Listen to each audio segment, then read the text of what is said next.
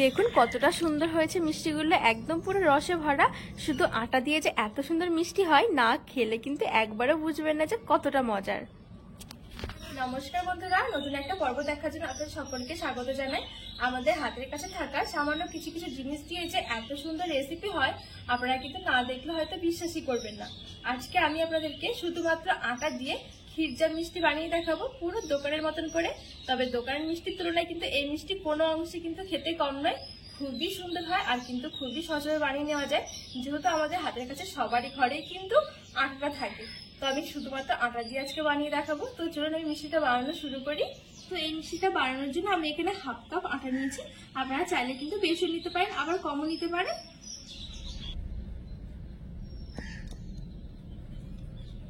তো আপনাদের হয়তো একটু অবাক লাগতে পারে যে আটা দিয়ে কি করে আবার মিষ্টি হয়।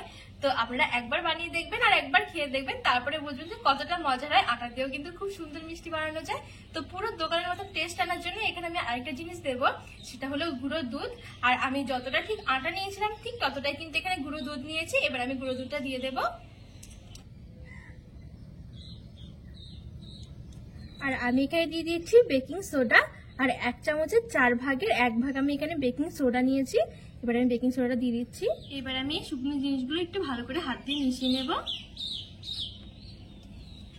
আর এখানে বেকিং সোডাটা কিন্তু দিতে হবে, বেকিং পাউডার নয়। বেকিং পাউডারটা দিলে কি হবে, মিষ্টিগুলো না উপর দিয়ে ফেটে যাবে ভাজার সময়, বেশি ফুলে। আর বেকিং সোডা দিলে কিন্তু ভেতরে ভেতরে ফুলবে আর অনেকটা কিন্তু সফট থাকবে মিষ্টিগুলো। সেই জন্য একটু বেকিং সোডাটা দিলে কিন্তু খুবই ভালো হয়। তো এখানে আমি শুকনো জিনিসগুলো একটু ভালো করে মিশিয়ে নিয়েছি। এরপর আমি এই জিনিসগুলোকে, গুঁড়ো জিনিসগুলো একটু ময়াম করার জন্য দিয়ে দেবো 2 চামচের মতন ঘি। এবারে ঘিটা দিয়ে ভালো করে একটু টলটলে ময়াম করব। তো এখানে আমি ঘিটা দিয়ে খুব সুন্দর করে ময়াম করে নিয়েছি। এরপর আমি এখানে অল্প অল্প করে জল দিয়ে একটা সফট ডো তৈরি করে নেব।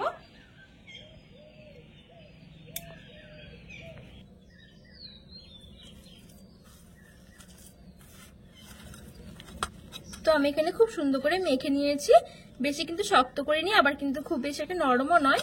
এবার আমি এখান থেকে ছোট ছোট করে মিষ্টিগুলো তৈরি করে নেব।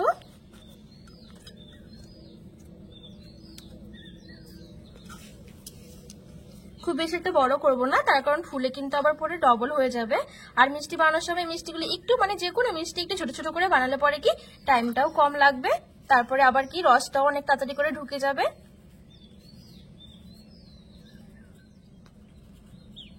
তো এই দেখুন এখানে একটা মিষ্টি হয়ে গেছে। আজকে মিষ্টিগুলো আমি ঠিক এরকম করে তৈরি করব।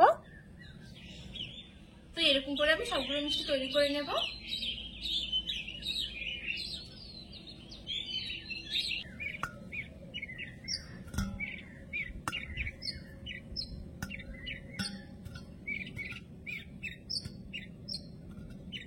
তো বন্ধুরা এখানে আমি সবগুলো মিষ্টি খুব সুন্দর করে তৈরি করে নিয়েছি। এবার চলো আমি মিষ্টিগুলো ভেজে নেব।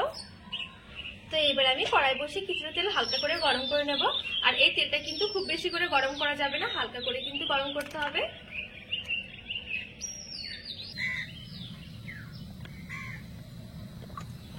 তো এখানে হালকা তেলটা গরম হয়ে গেছে, মানে খুব বেশি একটা গরম করে নি। এখন দেখুন তেলটা কিন্তু এরকম হাত দিয়ে ধরা যাচ্ছে আর হাতের মধ্যে কিন্তু একটা কুসুম কুসুম গরম লাগছে। ঠিক এই অবস্থাতে কিন্তু মিষ্টিগুলো ছাড়তে হবে।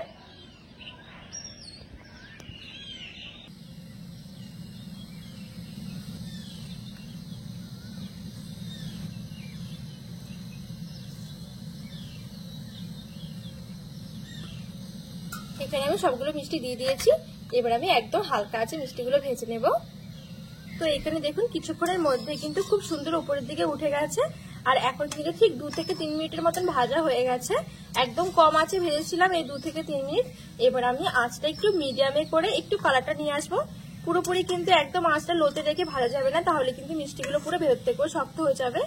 এবার আমি আঁচটা বাড়িয়ে একটু কালার করে নেবো, যেরকম জাম মিষ্টির কালার হয় ঠিক সেরকম। তো এখন কিন্তু খুব সুন্দর একটা কালার চলে এসেছে, দেখুন মিষ্টিগুলো ফুলে কিন্তু পুরো ডবল হয়ে গেছে। এবার আমি তেল থেকে তুলে নেব, আর বেশি কিন্তু কালার করব না।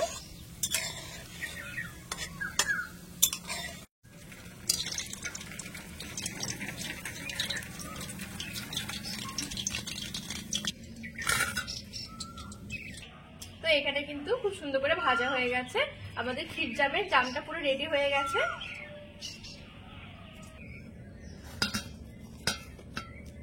এবার আমি কড়াই বসে চিনি শিরা তৈরি করে নেব জাম মিষ্টিগুলোর জন্য। তো এখানে আমি ঠিক 1 কাপের মতো চিনি নিয়েছি, সাথে 2টি এলাচ নিয়েছি। এবার দিয়ে দেবো ঠিক 1 কাপের মতনই আমি জল দিয়ে দিচ্ছি। এবার আমি চিনিটা গলিয়ে নেব। তো এখানে কিন্তু চিনিগুলো খুব সুন্দর করে গলে গেছে, আর বেশি কিন্তু আমি ফোটাবো না। তো চিনিটা যখন গলে যাবে তখন এবার আমি মিষ্টিগুলো দিয়ে দেব।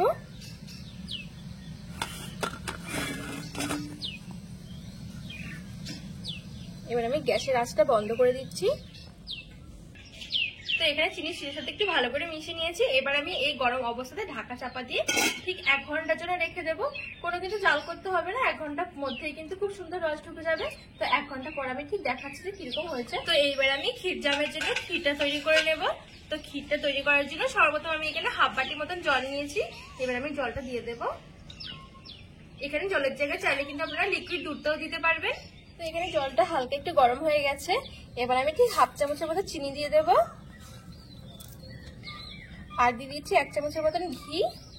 ভালো করে একটু মিশিয়ে নেব।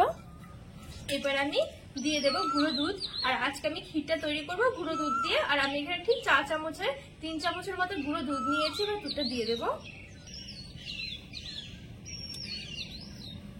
ভালো করে মিশিয়ে নেব।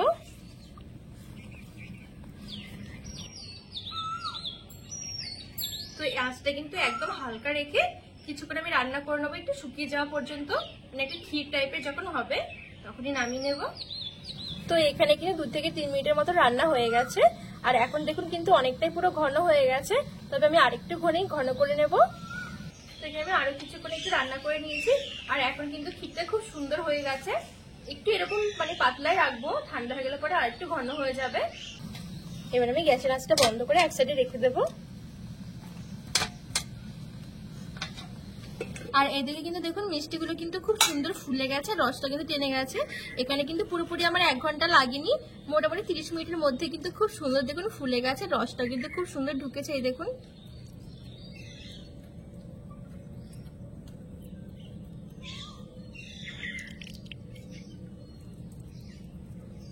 কত সুন্দর হয়েছে দেখুন। এবার আমি যেটা করব এই ক্ষীরজাম মিষ্টিগুলো বানানোর জন্য, এবার আমি এখান দিয়ে একটুখানি কেটে নেবো মাঝখান দিয়ে। দেখুন ঠিক এরকম করে কেটে নিয়েছি।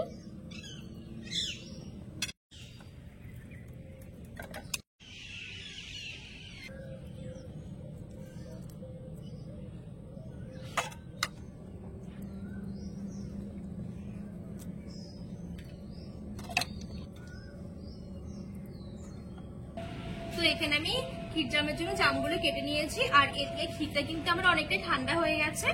এবার আমি এই ক্ষীরটা একটা পাইপিং ব্যাগের মধ্যে ভরে নেব। পাইপিং ব্যাগ না থাকলে যে কোনো একটা প্যাকেট হলে হবে, মানে নুনের প্যাকেট বা যে কোনো অন্য কিছু তেলের প্যাকেট।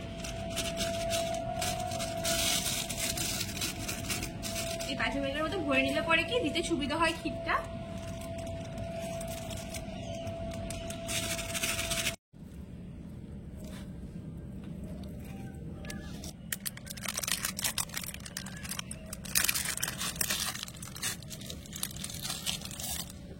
এবার আমি এদিকটা একদম সরু করে কেটে নেব।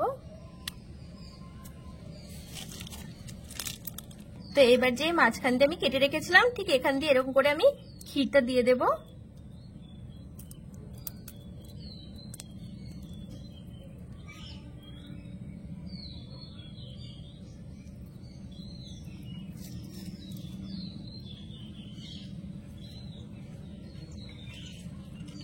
তো বন্ধুরা এখানে দেখুন আমার একটা ক্ষীরজাম হয়ে গেছে। আর দেখতে দেখুন কতটা সুন্দর লাগছে। আপনারা কিন্তু খাওয়ার সময় কোনোভাবেই বুঝতে পারবেন না যে এগুলো আটা দিয়ে বানানো হয়েছে। খুবই লোভনীয় হয় খেতে। আর এই দেখুন কতটা রসালো এখনো।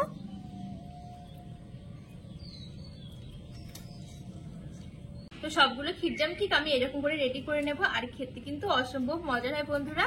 আপনারা কিন্তু না বানালে একবারে বিশ্বাস করবেন যে কতটা ভালো লাগে মিষ্টিগুলো খেতে। এখানে আমি খুব সুন্দর করে সবগুলো মিষ্টি রেডি করে নিয়েছি। আর দেখতে দেখুন কতটা সুন্দর লাগছে ক্ষীরজামগুলো, পুরো কিন্তু দোকানের মতনই দেখতে লাগছে। দোকানে কিন্তু মিষ্টিগুলো দেখতে ঠিক এরকম হয়, খেতেও কিন্তু খুবই মজার বন্ধুরা। আর এবার চলুন আমি এটা কেটে দেখাই, কাটার পরে নিশ্চয়ই বুঝতে পারছেন যে কতটা মজার হয়েছে মিষ্টিগুলো।